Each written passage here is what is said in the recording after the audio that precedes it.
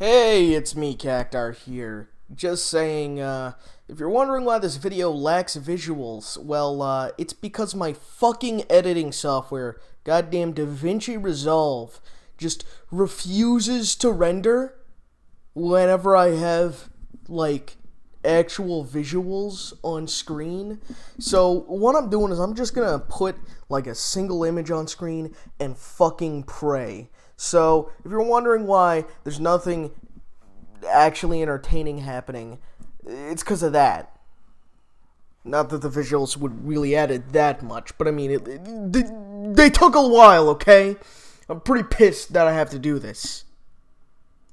Hello and welcome to the first Cacktar's Tales of Splendor, and the first D&D story from yours truly, Cacktar. Today we have a tale about how my character got power creeped out by Session 2. Let us begin. Our story starts with our party. 3 dudes, yours truly as the most anime guy ever, Yeahhh, as well as 2 plucky party members, D and E. Not dropping names yet, not after a few more sessions at least. This is a recent story, so yeah. Other stories will have the real names of the characters, but for now, D and E. D is, well, a big dragon guy who's from radioactive Chirac. His class is this busted-ass Death Knight class. He's kind of stupid as hell and spends like 85% of the time aura farming, and the player had to bargain with the DM and take some huge downside to even be able to play this busted class. E is mutant mysterious, and well, our DM, who I have a sneaking suspicion is watching this, had a brilliant idea to not tell any of us that we had to know sign language. So, yeah. Also, she's a monk that acts more like a rogue, and the player was complaining about 2014 monk not having resources, which is understandable. 2014 monk is ass cheeks. And Yeahhh, well, he's a dragon touched. See the pointy hat video, using a big ass greatsword and a kind of busted hexblade warlock build. Because if you know me, luck is my bane, and this build lets me roll so many times so that I have a better chance of actually doing what I want to do. Our DM wanted this to be as close to 5.5 as we could get, so little to no homebrew outside of what he made, which was largely stuff from previous editions, and whatever he approved. And we're mostly using the new 5.5 rules. Why? Because he wanted to show off how cool 5.5 was. Unfortunately, I will always prefer D&D 2003. Anyways, now that we've got this out of the way, our party wakes up after blasting some kobolds, and Yeahhh, actually being smart, captured 4 for interrogation. D tried to interrogate them, but was too forceful and stupid, so it was up to E and Yeahhh who got the real information out of the group. After some arguing, we ended up going north and activated the Fallout 1 map sequence. We found ourselves at a forest clearing, and being smart, I wanted to go chill with the deer and get some easy rations for the party and our mounts. But nah, the rest of the party wanted to figure out what the twig snapping was. Can you tell I'm the only black person in our group? Anyways, while a group fucks around and remains stationary, I use my spell, Darkness, or, well, Distortion, to sneak around and find the creature. Why Darkness? Well, my build right now, at level 3, is hinged on darkness. I have the invocation Devil Sight, which allows me to see in magical darkness. Darkness makes it so that my enemies and allies can't see, but with smart movement of darkness, I can make it so my party can still attack the enemy just fine while I gain advantage from being in the darkness with my enemy. Essentially, I have to hit and run, which means I do take opportunity attacks, but then again the enemy has disadvantage. And if I'm really in need, I have shield, which will up my AC. Now keep in mind, I'm already in the middle of the pack when it comes to power. Sure, I have a greatsword and fire resistance, but I also don't have whatever the hell Death Knights have.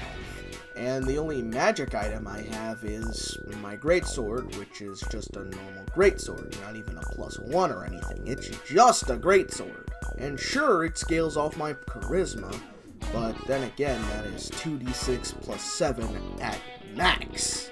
And that's with Hexblade's Curse, and I have to choose which target gets that. And if I do that, I can't do my bread and butter combo, smacking with Booming Blade and running away. Not to mention concentration right now royally fucks my ass. If I get hit with a heavy attack, there goes darkness, and I'm vulnerable. So yeah, there are a lot of things that can go wrong to make it so I'm not in a good spot at this level. This build doesn't really pick up till like level 5 when I get Thirsting Blade, or like level 7 when I can get rid of darkness and grab Shadow of Moil, while also forgetting Devil's Sight and grabbing Eldritch Mind or Eldritch Smite or something. And that's not even bringing up that this is technically suboptimal. My guy should be a Shatter Kai, but I have someone who's much more optimal. But my friends, that's a story for another time. Anyways, we fight a fuck ton of Skulking Dragons from 3.5, which Yuri, or rather a Yuri, has a history with. But again, that history is a story for another time. After fighting hard and almost dying, Yuri at low HP, we lick our wounds and set up camp, and homie playing E rolls a d20 unprompted and proclaims that their journal is burned. Their journal that was the only way they could communicate. Their journal that was the only way they could communicate with the rest of the party. Mind you, the DM didn't even tell bro to roll. He just threw it out himself. He just threw himself out of RP for a few hours, I guess. Alright, so we continue onward. Yuri finds a giant stag that's a dragon, and he takes the group to see that giant stag, who's sitting like a man.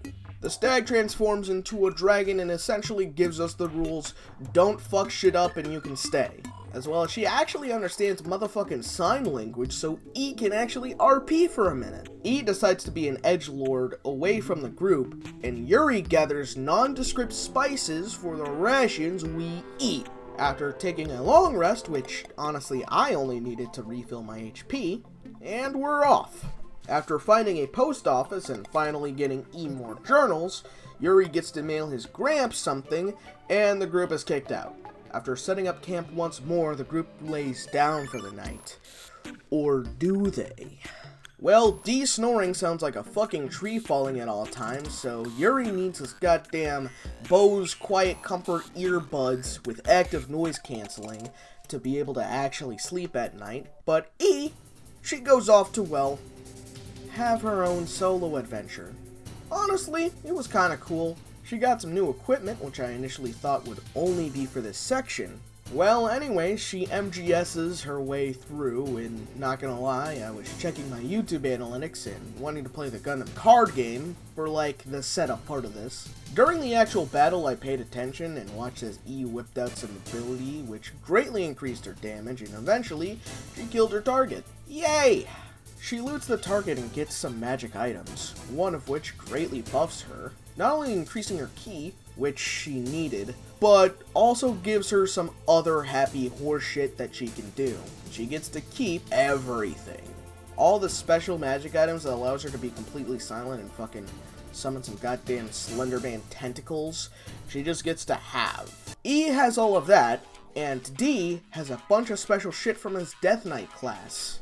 And all I got is a greatsword that can absorb other swords, but that's at the DM's discretion, and I haven't absorbed any swords at all, so essentially all I have is the admittedly pretty dank class features of the 5e Warlock, and nothing else. Bro got fucking power creeped. He is now the weakest link, but hey, at least he gets to gain time travel in the future, and by the future I mean, I don't know when the hell I'm supposed to get any of that. Hell, my ability to wield a greatsword is cool, but I could have just claimed it by starting as a fighter and then going into Hexblade, but I wanted to mono Warlock.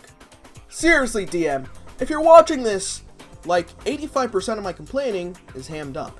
Like, really, the only thing that's got me a little peeved is that I'm running with mostly base 5e and 5.5 stuff only, the outliers being my sword and my race, while the others get cool as hell homebrew shit.